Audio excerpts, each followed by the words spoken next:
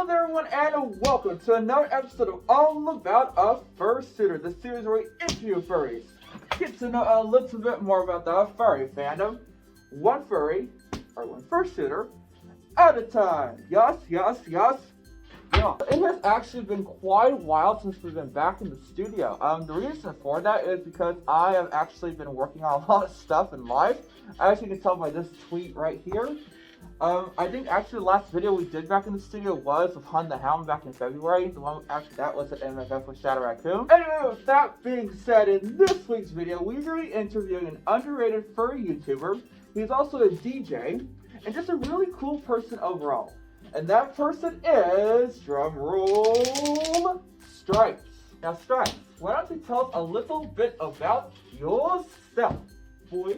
What's up guys, Strypz here. Welcome back to the...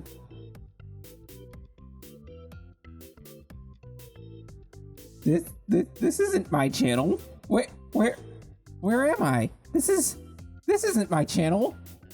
Hello?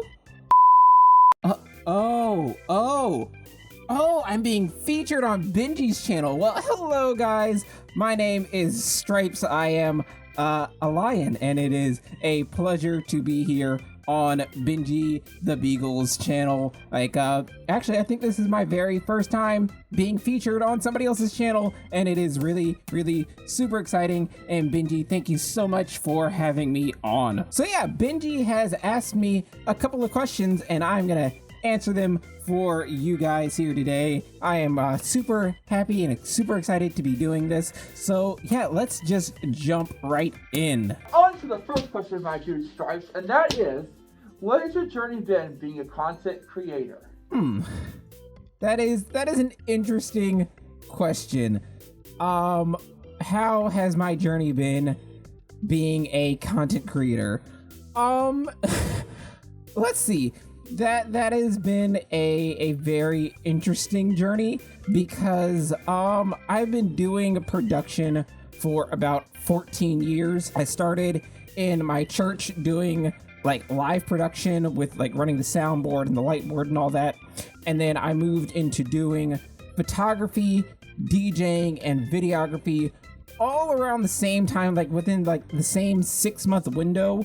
About 14 years ago, I started doing all of that, and I've had some absolutely insane opportunities that have come up along the way.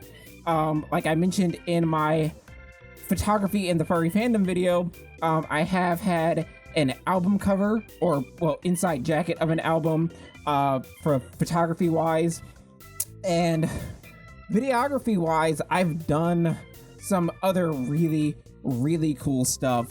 So it has been a journey. I think that is really cool, my dude. Actually, as I mentioned in the last video a while back, I am a Christian. First off, I'm just gonna admit it right here. I am a Christian. So I actually was in a church doing kind of stuff like that too, like photography and stuff like that. So I think that is really neat. I think that is really cool how your journey ended up just where you are now, and that's your second YouTube channel. I think that's really neat, my dude. Again, his YouTube channel will be a link down below, so be sure to check him out and what awesome stuff he does, his awesome journey, his awesome cool things. So yas. On to question 2 now, and that's for you, Strypz, my dude. And that is, how did you find the furry fandom? Yes. So this is a common question. How did somebody find the furry fandom?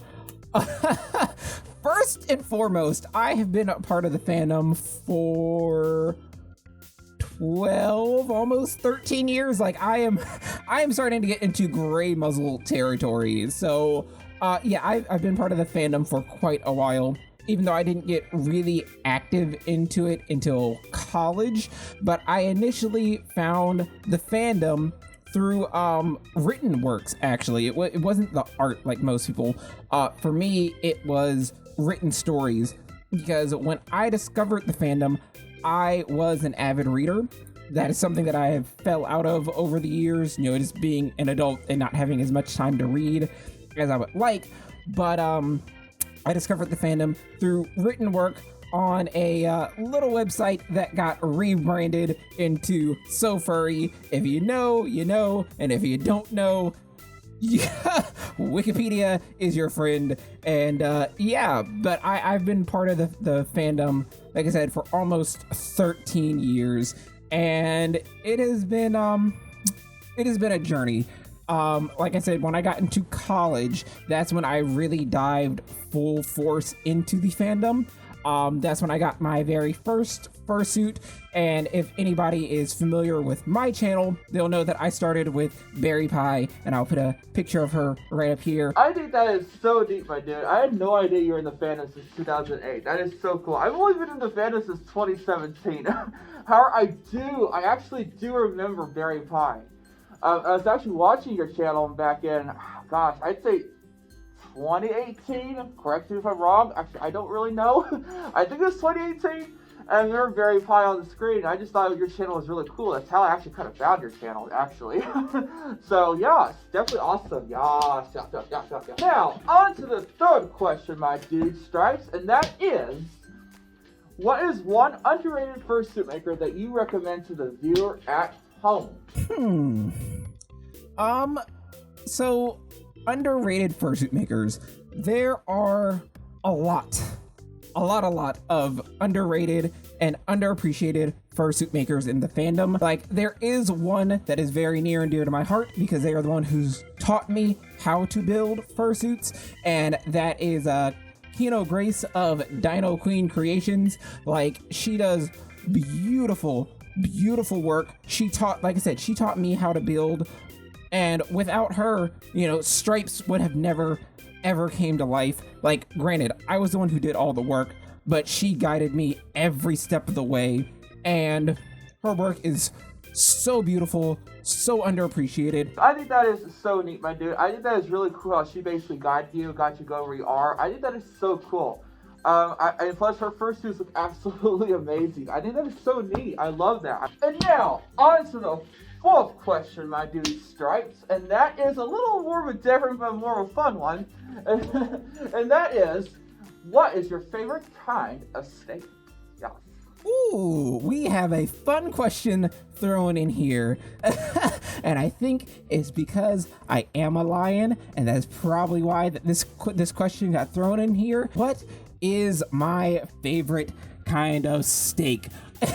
Any steak that is cooked rare to medium rare and that is seasoned well is my favorite kind of steak. Like, I absolutely love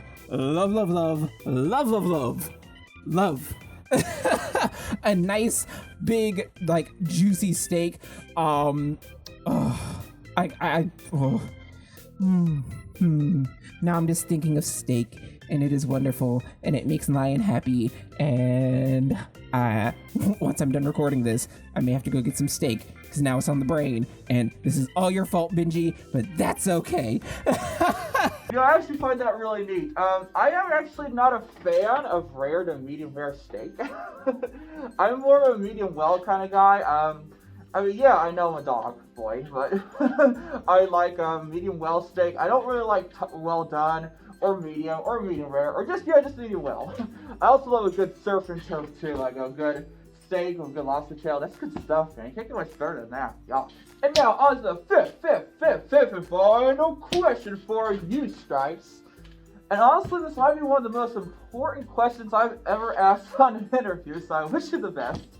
Anyway, that question is, as an African-American furry as yourself, what are some positive things the furry fandom has done in that regard? Ooh, so we are rounding out this little interview segment with a little bit more of a serious question, and that I'm here for that. I'm definitely here for that because, as anybody who knows me knows, I like to tackle topics that most people don't tackle. So thank you for this question, Benji. So I guess it was about 2 years ago at this point, or a year and a half ago, I put out a video about being black in the furry fandom.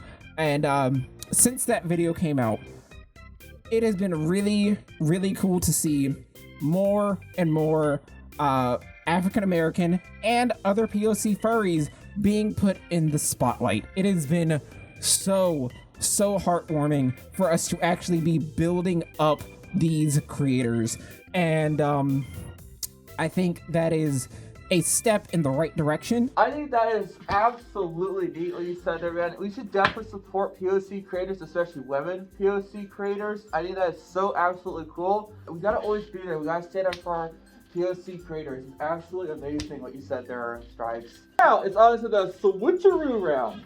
And this one, Strypz is gonna ask me a question. So Strypz, what question do you have for me? All right, Benji, so you've asked me a bunch of questions. If your fursona was not a beagle, what would it be?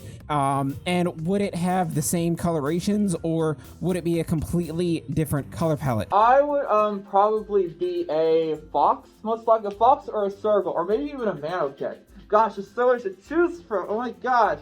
Oh, probably a manokit. Honestly, the answer to that would be a manokit, just because I love manokits and they're so cute, they're so adorable. Oh my gosh. I hope that answered all of the questions. I hope that this was informative. Again, thank you so much, Benji, for having me here on the interview. Like, this is really cool to, sit alongside of, people like KOREY and some of the other absolutely amazing furs that you have had on this show. So thank you so much. Again, my name is Strypz. This has been awesome, and you guys keep rocking on and being awesome. Peace. I seriously want to give a big thanks to Strypz for being on this interview, on this episode, on everything. He was an amazing guest. He's an amazing person, an amazing dude. Be sure to check him out. I'll leave a link to all his social media, his YouTube channel, his Twitter, his everything in the description down below. So be sure to check him out. Yeah, I hope you all enjoyed this. There will be one more interview in the studio before I do move, as you have read the announcement on Twitter. I'm going to be moving soon, so there will be one more interview here in the studio. Also, next week there will be a brand new series, so be sure to stay tuned for that. Yeah, as long as this darn thing doesn't fall again. Anyway, I hope you all enjoyed. If you did enjoy this, be sure to give us a like, subscribe, but as for always, I wish you a good farewell.